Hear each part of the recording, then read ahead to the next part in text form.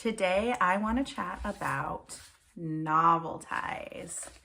If you have not heard of novel ties before, they are novel studies without the fluff. They are available for grades 1st all the way through 12th grade, and they are published by Learning Links. I am exploring novel study options for my child who's going to be in 8th grade next year. And so we tried a novel tie study after I saw Homespun Childhood on Instagram do like a flip through of how she uses them. And so I thought, oh, that might be a good fit for my kiddo who doesn't like the extra fluff of like a moving beyond the page where there's lots of like worksheets and craft projects and things like that. He's not into that anymore. And so I tried this and wanted to share it with you and answer some questions. Novel Ties is available for grades 1st all the way through 12th grade. They have a pretty long book list of novel studies they've created, and they do have them sectioned out by grade level. However, I would say that that is kind of a fluid thing, and you could pick and choose what books you wanted your child to read, even if they weren't in the exact grade that they're in. I am reading The Giver and using this novel tie for my 7th grader, but it's actually listed under 5th grade. I felt like the content for 7th grade was perfect and it fit our needs. I am pretty happy with it. So I thought I would give you all of the details of these novel studies. Afterwards, I'm going to give you a flip through so you can see the inside of the novel study and see how it is designed. As far as skills that Novel Ties covers, included in them are vocabulary, literary analysis, literary devices, comprehension questions, discussion questions, writing prompts, as well as some opportunity for cooperative learning if you are using this in a co-op setting. It is designed to go chapter by chapter, and so you do some vocabulary, then you read some chapters, then you answer some questions and do whatever assignment is attached to those selections of chapters. So it is a go along as you're reading, work through this novel study. I am happy with these because, as I mentioned, there is no fluff. It is very like black and white. Let's do some vocabulary. Let's answer some questions. Let's learn a little bit about literature on the way. There is not a lot of extra fluff. There's not a lot of extra reading that I need to read aloud to my child. There's not a whole section of text that I need to read to my child every day. It's more just some discussion questions. I love that I can just pick and choose what questions I want to use. When I do the flip through, what I mean by no fluff, it's got so much content in there, yet there isn't a bunch of busy work. Which, as I mentioned, my child doesn't want that anymore, or maybe he never wanted that. It definitely depends on the kid. I have another kid who I plan to use Moving Beyond the Page for next year. And if you're familiar with that curriculum, it is a lot of fluff. It's a lot of worksheets. And I will have to pick and choose what I have her do, but that fits her needs. And this seems like it's going to fit my kiddo's needs. And maybe it'll fit your kiddo's needs too. As far as timing for this curriculum guide, I would say it depends on the book that you're reading, but for The Giver, we're gonna spend about 6 weeks reading The Giver. We are taking our time, going slow. It's a heavier book, and I think it's realistic to think that you would spend 4 to 6 weeks on one novel study. Now, this curriculum is also very open and go. I will say that you probably want to have some kind of a notebook for your child if they are going to be doing the writing prompts, or if you're going to have them write out the answers to the questions, because it's all really crammed in there. There isn't really room in there to write in the answers. So I have printed out the entire guide. I did buy a PDF version. I printed it all out. And I'm using that as like my teacher manual, but then I cut out some stuff I wanted him to do and I glued it into his notebook. But that was really labor intensive. I don't know if I would do that again in the future, but just keep in mind that you probably want some kind, even just like a spiral notebook, have to go with this study so that you have somewhere to write things out. One of my favorite things about this novel study is the vocabulary. It does a really, really good job of pulling the vocabulary from the chapters and going through those. And I love that it is set up to do the vocabulary work before you read it. A lot of novel studies I've seen teach the vocabulary after the fact, and I think that does a disservice to our kids. It's really helpful to expose them to those words ahead of time and have some discussion and do a little bit of work around them so that they're not, while trying to absorb the novel, also trying to figure out what the word means. I think that's too much. And so I really love the way that is set up. As far as cost, they are pretty affordable. You can get the novel ties on Rainbow Resource, and it comes with, it's like a printed version of the novel tie, and it comes with the novel, and it's like $22. So very affordable. Alternately, you can buy it on the Learning Links website, which is the publisher, and they were, I think, $17 or $18 was what I paid. $17.95 maybe. I think it was $17.95 for the PDF version. And then I can print it out. I have I have a binding machine, so I bound it. You could easily just put it in a 3-hole punch binder. So that is an affordable way too. I would say you're getting more bang for your buck if you buy the pre-printed one and you get the book with it. We already had the giver. So it's kind of whichever way you want to go. I will say that the Learning Links website is not great. Like, I ordered it, but I hadn't signed up for an account, and then it never got emailed to me, or the document never got emailed to me. I got a purchase confirmation from PayPal, but they never emailed it to me, which was really weird. Luckily, I was able to do a search on PayPal. Luckily, there was an order number, and so I copied the order number and I pasted it in to check the status of my order, and that did pull it up, and then I was able to view it. And then after the fact, I created an account with Learning Links, and so my account isn't linked to what I purchased, but I would think that moving forward, if I purchase the PDF from them again, I would be able to log into my account, make the purchase, and then it would be there for me to access. So that was the only weird thing. I know that I could have emailed them had I not found a workaround to find what I paid for, but just keep that in mind. If you're going to go that route, probably create an account first. And if you can't find it, look for your purchase number and you can find it from there. Okay, I'm going to flip around my camera and I'm going to give you a flip through of this novel study. Okay, here is the book, The Giver by Lois Lowry, and the novel study guide by Novel Ties.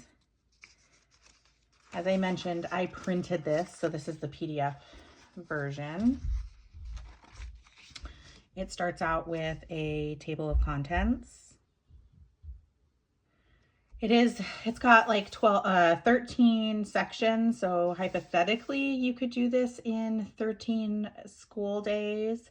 But my son did find that these chapters were a bit long, so reading 3 chapters and doing all of the activities at once was a bit much for him, and I'm okay with going through it slowly, but your child might be able to just do this in 3 weeks. So the first thing that it has is a note to the teacher. It talks about some benefits, how to use it in a group setting versus a one-on-one setting, and just explains how it is broken down. Next is a synopsis of the book. This is really helpful if you have not read the novel that your child is going to be reading. The next thing included, and this is a very long list, is pre-reading activities. This is some discussion questions and then also other things like doing some research. You can discuss how it's a science fiction novel. You can discuss how it's a John Newbery Medal Award winner. Talks about utopias, themes, and then it invites them to make a list of things in their life that is worthwhile. I just picked a few of these. We went over science fiction and utopia. We made this list verbally and talked about the cover and what we thought the book was going to be about. And so that's all we did with it, but I love that it gives the opportunity for you to pick and choose, or you could spend a whole couple of days just doing the pre-reading activities before you even jump into the book. Okay, and then we jump right into the novel study. As mentioned, it starts with vocabulary. So every section has vocabulary. And you can do this a couple of different ways. You can go through the words and figure out which words your kid doesn't know and have them look it up in the dictionary. You can help him or her answer the questions so that then they know the answers. You can be keeping a vocabulary notebook, like a commonplace notebook, and copying these words and their definitions into that notebook. So there's lots of ways that you can do this. For us, we literally just discussed the definitions and went that way. In the future, I may add in a commonplace notebook for 8th grade, but we'll see. So it's got the vocabulary and then fill in the blank. And then it says to read. So that's what I was talking about, doing the vocabulary first. And then it talks about the reading. It says read to find out why Jonas worried about becoming 12. And it's chapters 1 to 2. After you read, then you get into these questions. And this is where I'm talking about there's no room. You can fill this in directly in the book, but there's not really room in here to give long answers to these questions unless you're doing one-word answers. And, you know, for a younger kiddo, that's probably totally fine. But for my 7th grader, if I were to have him write out his answers, I would want complete sentences. So that's when a notebook would be helpful. We do these verbally. So you can see there's 6 questions here. Those were comprehension questions, and then they also have questions for discussion. And that's more like digging into the story and what it means and its themes and what do you think about it versus just answering the questions on what actually happened in the book. From there are literary devices, which I think is wonderful. I think these are really helpful. They dig into quite a few in this study, and it's something that I rarely think to go over with my kids. We do a ton of read alouds, but it's just not at the top of my mind. It's not my strong suit, so I love that this is just explained in here for us. So it's going over a hook and a cliffhanger, and then why do you think the author used a cliffhanger in this place? So it's in like another kind of discussion question, but applying what you just learned about that literary device. Afterwards, there's a writing activity. So if you wanted to have your child do more writing, they have that. We have not used this yet, but again, I love that it's there. And again, you would need a notebook for that. Next is literary analysis. This is something where you start the chart and you go back and fill in the answers to these words, the meanings of these words in the book as you go. So it's something where you're going to kind of go back to it over and over again. I feel like this has been very helpful for us in expanding the discussion about this book and also helping him to remember what the different things mean and making connections. So that was just the first. It doesn't have it broken down into days. So hypothetically, a kid could do this in a day. For us, we spread this out over 2 days. We did the vocabulary and chapter 1, and then he did chapter 2 and the questions and this section, and we started this. And then chapter 3 to 5, you can see it's the same layout. This one, though, is slightly different than this one. So the other one was matching the word to its meaning.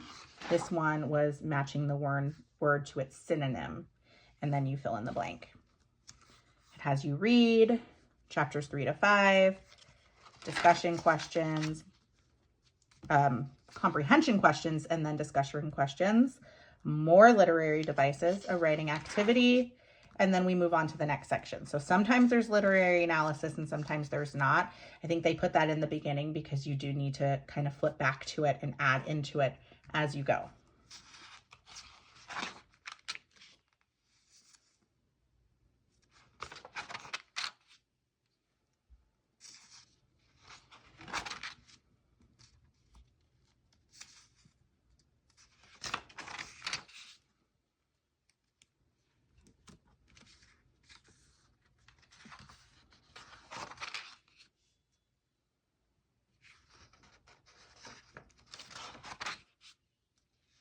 Okay, and then here we have a cooperative learning activity. This is if you're in a small group, you would do this. So you could maybe try and do it. We haven't gotten here yet. Maybe try and do it with your family. We will probably just skip it because we are not doing this in a co-op setting. So you can see they changed up the vocabulary again. I know my kiddo will enjoy doing that. And just to say, this is like as much fluff as you get in this curriculum. So there's no like cutesy crafts, cutesy worksheets. If your kid wants that, this is not for them. But if they want to just do the work, this is a good option for them.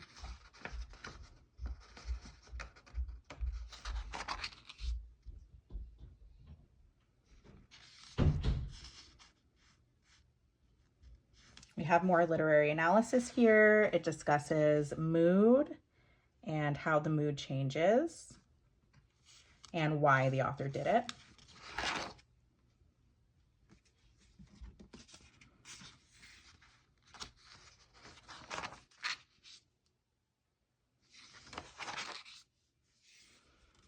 Okay, and we have a language study on euphemism. It does want you to work with a partner, but that can easily be work with a parent.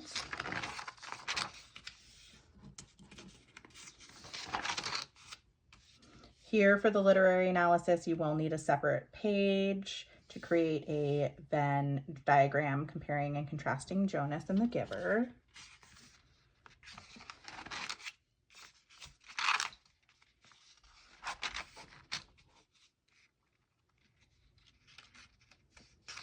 And then we've got some vocabulary enrichment, talking about borrowing words from other languages.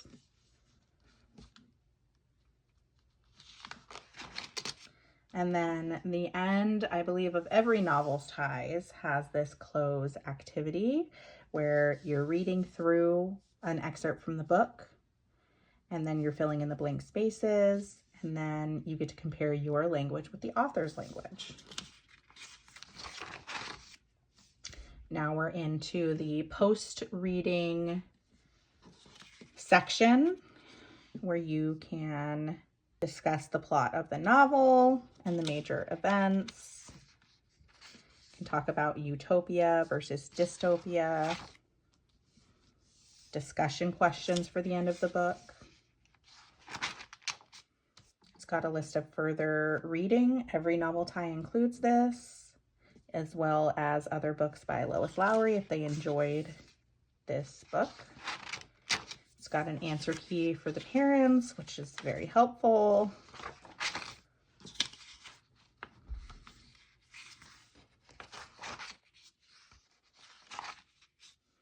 Section to write some notes. And then at the end of every novel tie is their list of all of their options. You can see up here, this is picture books. So this is like little novel ties. That's more, I would say this is for 1st through 12th, so maybe that would be kindergarten, but you could easily do these early elementary. And then they have a good section of books for each grade. So grade 1, 2, 3, 4, grade 5, grade 6. And then here is 7 to 8 is clumped together, and then 9 to 12 is clumped together. There's a lot of choices, so you can pick and choose what you want. For us, for next year, I will probably pick anywhere from grade 6 to probably just to 8. I don't know that we'll pull any books from 9 to 12. And obviously, we're not going to read all of these books. We'll probably do 4 to 6 novel ties. So that is it. Novel Ties by Learning Links.